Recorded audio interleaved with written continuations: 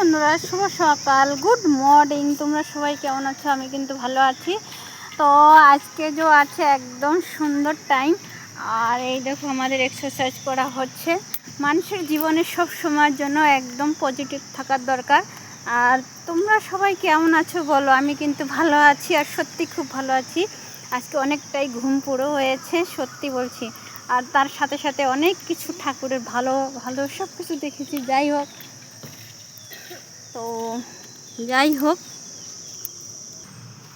তো বন্ধুরা, সবসময় একটা কথা মনে রাখবে, যেরকম সময়, টাইম টেবিল, ঘড়ির কাঁটা, মানুষের জীবনেও সেরকম একটা টাইম থাকে। সবসময় একটা কথা মনে রাখবে, আজকে তোমার খারাপ টাইম, কালকে তোমার ভালো টাইম, সেটা আসবেই আসবে। সেটাকে কোনোদিনও অবহেলা করা যাবে না। আজকে যদি তোমার টাইমটা খারাপ থাকে, তাহলে কালকে অবশ্যই টাইমটা ভালো আসবে। বলে না, ঘড়ি একদম টাইম টেবিল, ঘড়ির যখন কাঁটা যে জায়গায় ঘুরবে তখন তার টাইম সেই জায়গায়ই পাল্টাবে। বুঝতে পেরেছো? যাই হোক বন্ধুরা, সবসময় ভালো থাকবে, চেষ্টা করবে ভালো থাকার জন্য। শুভ সকাল। একটা মানুষের জীবনে অনেক কিছু হয়, অনেক কিছু হতে পারে, তার জন্য কোনোদিনই হিম্মত হারবে না। আর হিম্মত কোনোদিনও হারাটা ঠিক না। মানুষের জীবনে অনেক ঝড় তুফান অনেক কিছুই আসে, সেই মানুষটাকে অনেক দাঁড়াতে হয়। আর যে কোনো দেখবে ভালো মানুষের কাছেই বিপদটা বেশি আসে, কোনো খারাপ মানুষের কাছে বিপদ আসে না। বুঝতে পেরেছ? ভালো মানুষ যারা আসে তাদের কাছে কষ্টটা বেশি আসে, দুঃখটা বেশি আসে।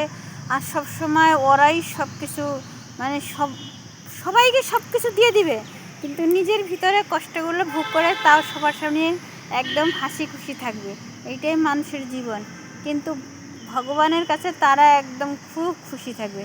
ভগবান ওদের ওই মুখটাই বেশি দেখতে চায়। কেন? ভগবান শয়তান দেখতে চায় না, ভগবান যায় পবিত্র মানুষ দেখার জন্য।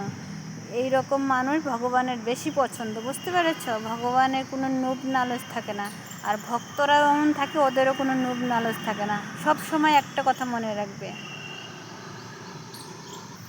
তো টাটা, বাই বাই, ভালো থাকবে সব সময়। যে কথাগুলো বললাম খুব মারাত্মক কথা। দুঃখ ওদের কাছেই আসে যারা ভালো মানুষ বেশি। বুঝতে পেরেছো? সেটাকে স্বীকার করা আমাদের দরকার। তো টাটা, বাই বাই, ভালো থাকবে সব সময়।